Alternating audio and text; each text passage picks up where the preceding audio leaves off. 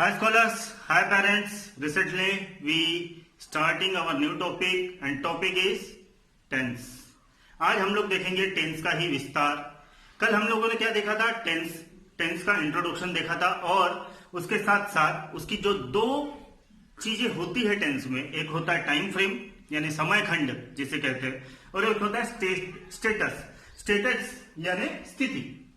अब ये स्टेटस कल हमने टाइम फ्रेम देखा था, आज हम लोग देखते हैं स्टेटस यानी क्या होता है टेंस में स्थिति किस तरीके की होती है। वैसे तो हमने कल थोड़ा सा देखा था उसे स्थिति को, लेकिन आज थोड़ा सा और विस्तार पूर्वक उसे हम लोग देख लेते हैं। तो पहले हम लोग उसकी definition. English language provides for 4 status of the action status with in each time frame, यानी कि स्थिति 4 प्रकार की होती है टेंस में, जो कि अलग अलग समय खंड यानी टाइम फ्रेम के हिसाब से होती है, जो कि अब कॉमनली सभी को पता है आप लोगों को कि वो 4 स्थितियां क्या होती है। वो 4 स्थितियां होती है डेफिनेट और जनरल। इसे हम लोग सिंपल भी कहते हैं। क्या कहते हैं हम लोग इसे? Simple, SIMPLE, simple. आपने सुना होगा ना, simple present tense, simple past tense, simple future tense, तो उसे ही कहा जाता है इंडेफिनाइट और जनरल यानी अनिश्चित या सामान्य। This is used to describe a general fact और हैबिट, यानी कि जनरल चीजें बताने के लिए, या तो कंटिन्यूटी यानी रोजमर्रा की चीजें, यानी कि हैबिट तुम्हारी रोजमर्रा के कार्य, जैसे कि रोज हमारा पढ़ाना, तो ये हो गया रोजमर्रा के कार्य। खाना खाना, रोज हम लोग खाना खाते हैं। नहाना, तो ये हैबिट जो है हमारी, तो उसे दर्शाने के लिए हम लोग यूज करते हैं इंडेफिनाइट, जनरल और सिंपल। सेकंड है परफेक्ट यानी पूर्ण, यानी वो कार्य पूरा हो चुका है समय खंड के अनुसार। अब वो किस तरीके से? This is indicate that within the specified time frame the action being described has been completed, यानी कि समय जो बताया गया है वो समय के अनुसार वो कार्य पूर्ण हो चुका है। यानी कि जो भी कार्य हम लोगों ने, जैसे मैंने कल खाना खाया था, मैंने कल लिया था ना ये एग्जांपल, मैंने कल खाना खाया था, तो समय था कल का, और कल मैंने खाना खाया था। खाना खाना एक हमारा कार्य हो गया, और समय खंड क्या था? कल, यानी टाइम फ्रेम क्या था? कल। तो कल का कार्य कल पूरा हो गया, नहीं वो समय के हिसाब से वो कार्य पूर्ण हो गया, इसीलिए उसे कहा जाता है परफेक्ट यानी पूर्ण।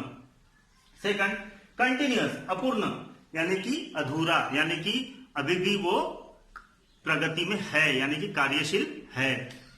This form specifies that the action being described is under process not yet completed, यानी कि अभी मैं क्या कर रहा हूं? अभी मैं पढ़ा रहा हूं, यानी कि अभी मेरा पढ़ाना खत्म हुआ क्या? नहीं, मैं अभी पढ़ा रहा हूं, मैंने पढ़ाना शुरू किया हूं अभी, और अभी कंटिन्यू चालू रखूंगा। तो इसे कहा जाता है अपूर्ण, यानी कि कोई भी कार्य लाइवली यानी कि प्रेजेंटली होना, जो कि ना शुरू हो रहा है और ना ही खत्म हो रहा है, वो बीच में है कि वो चल रहा है, तो उसे कहा जाता है अपूर्ण यानी कंटिन्यूअस। अब ये दोनों को मिला के चौथा एक है परफेक्ट कंटिन्यूअस, सतत पूर्ण। This form is used to describe event that have been occurring on a regular repeated basis for some time. अब ये कंफ्यूजन कैसा कि एक अपूर्ण है और एक पूर्ण, फिर दोनों एक साथ जुड़े कैसे? तो उसके लिए एक एग्जांपल लेता हूं तो आपको आसानी से समझ में आएगा कि वो क्या चीज होती है। कल इस वक्त मैं क्या कर रहा था? एक प्रश्न आया मुझे सामने से, किसी ने पूछा मुझे, कल इस वक्त नीलेश सर तुम क्या कर रहे थे? मैं इस वक्त कल खाना खा रहा था है ना, रहा था। तो उसमें क्या हो रहा? था भी आया और रहा, यानी इस वक्त मैं क्या कर रहा था? मेरा खाना खाना चालू था, है ना। तो चालू तो था, लेकिन था भी लगाया मैंने, तो था जो है वो परफेक्ट के लिए, और जो रहा है वो है कंटिन्यूअस के लिए, यानी कि इस समय में वो कार्य वहां हो रहा था, यानी कि वो रोलिंग में था, वो यानी कि चल रहा था वो काम इस समय में। तो ये टाइम फ्रेम के हिसाब से ना वो हो चुका था ना होने वाला था, वो क्या हो रहा था, इसलिए उसे हमने परफेक्ट कंटिन्यूअस टेंस का नाम दिया है, जिसमें पूर्ण और अपूर्ण दोनों को मिला के सतत पूर्ण एक हमने चौथा भाग दिया है। अब उसके बाद फॉर्म ऑफ टेंस यानी काल के रूप। अब वो कितने प्रकार के होते हैं? तो ये आप लोगों को बच्चों तो पता ही होगा कि ये होते हैं कुल मिलाकर 12 टाइप के। तो इसे ही हम लोग इंग्लिश में देख लेते हैं। A verb is used in a sentence to describe an action or status.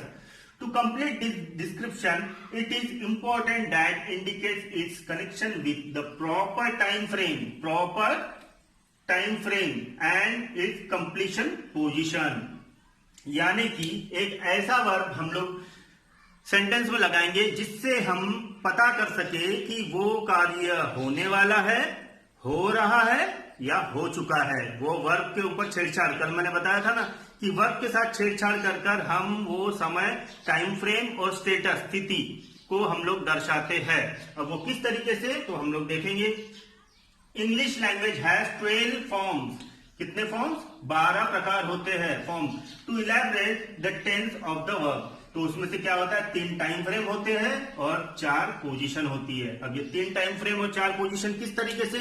4 position हमने यहां देखे हैं, इंडेफिनाइट, परफेक्ट कंटिन्यूअस और परफेक्ट कंटिन्यूअस। इंडेफिनाइट और जनरल याद नहीं भी रहा चलेगा, क्योंकि आजकल उसे क्या कहा जाता है, ये पुराना है, इंडेफिनाइट और जनरल बोलना। अभी क्या बोलते हैं उसे? Simple, simple present tense, simple past tense, simple future tense. तो सिंपल याद रखिए, तो इसलिए मैंने यहां थोड़ा सा कन्वर्ट कर दिया उसको। तो अब किस तरीके से 12 फॉर्म किस तरीके से होते हैं, तो उसमें कहा गया है कि तीन तो टाइम फ्रेम है। तो टाइम फ्रेम यानी क्या है? प्रेजेंट, पास्ट, फ्यूचर, यानी वर्तमान, भूत और भविष्य। ये 3 टाइम फ्रेम यानी समय खंड है। प्रेजेंट यानी अभी जो शुरू है, पास्ट यानी जो कल बीता हुआ कल, और जो फ्यूचर है वो क्या है? आने वाला कल। तो उसी हिसाब से उसे वर्तमान, भूत और भविष्य कहा जाता है। तो ये 3 समय खंड है।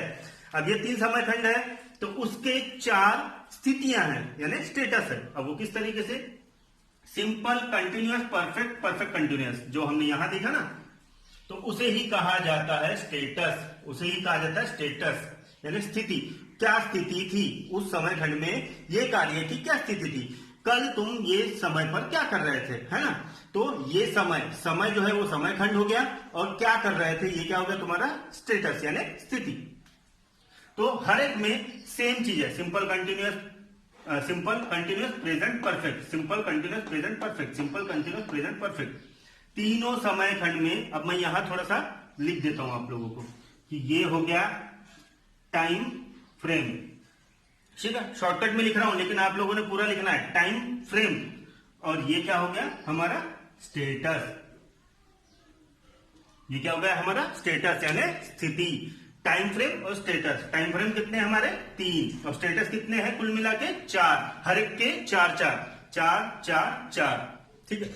और इस तरीके का हमने पहले भी क्लासेस में देख चुके हैं, लेकिन उसे ही हम लोग रिकॉल करने की कोशिश कर रहे हैं। और इस तरीके से विस्तार पूर्वक हम लोगों ने नहीं लिया था। हम लोगों ने मेजरली जो चीज लग रही थी उस वक्त, जो डिमांड थी, उस वजह से हम लोगों ने उसे शॉर्टकट में लिया था, लेकिन तो भी इलेबोरेट अच्छा किया था हम लोगों ने। लेकिन अभी वीडियो चल रहा है अपने, तो छोटे बच्चों के हिसाब से भी इसे इतना इलेबोरेट करना जरूरी है। तो टेंस के वीडियो ध्यान पूर्वक देखिए, क्योंकि पूरा का पूरा इंग्लिश इस पर डिपेंड करता है, टेंस के हिसाब से, काल के हिसाब से नहीं। क्योंकि काल हिंदी में, मराठी में, तो मराठी लैंग्वेज काल पे डिपेंड करेगी। है तीनों एक ही चीज, काल, काल और टेंस एक ही चीज है। मैंने कल भी कहा था कोई भी लैंग्वेज डिपेंड करती है उसके टेंसेस यानी काल या तो काल पे। तो ये चीज बड़ी इंपॉर्टेंट है, और ये वीडियोस थोड़े से लंबे चलने वाले हैं, तो आप लोगों को देखना जरूरी है। और हाँ, खास बात ये कि मैंने वर्कशीट भेजना चालू किया हूं ग्रामर की। 2 वर्कशीट हो चुकी है, लेकिन आप लोगों की तरफ से कोई रिस्पॉन्स नहीं, कोई पढ़ाई करना ही नहीं है किसी को, है ना। और माँ बाप तो ध्यान दे नहीं रहे, माँ बाप को करना ही नहीं है कुछ भी, कि उनका बच्चा कुछ भी करे, उनका कोई लेना देना नहीं, है ना। बाद में फिर जब उनके मार्क कम आएंगे तो फिर हाँ, स्कूल वालों को पकड़ेंगे और ट्यूशन वालों को पकड़ेंगे कि तुमने कुछ नहीं पढ़ा। अरे आप लोगों का भी तो साथ चाहिए हमें, कि आप लोग उनको अगर प्रोत्साहित करेंगे तो वो लोग पढ़ेंगे, है ना। हम लोग वीडियो भेज रहे हैं तो उनको दिखाना ही आपका काम है पेरेंट्स। और बच्चों, आपका जो काम है कि आपको खुद इनिशिएट लेना है पढ़ाई के लिए। तो आप लोग देखते रहिए, और इसके ऊपर जो भी क्वेश्चन आंसर आते हैं तो वो आप हमें भेजते रहिए, ताकि हमें पता तो चले कि आपको समझ रहा है आपको मिल रही है वो चीजें, और आप वो चीजों का अनुसरण कर रहे हैं। तो इसीलिए मेरी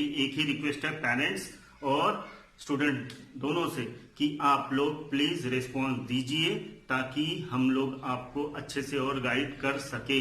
ठीक है, तब तक के लिए stay safe, stay at home, protect your family from covid, boycott Chinese product totally, wear mask everywhere.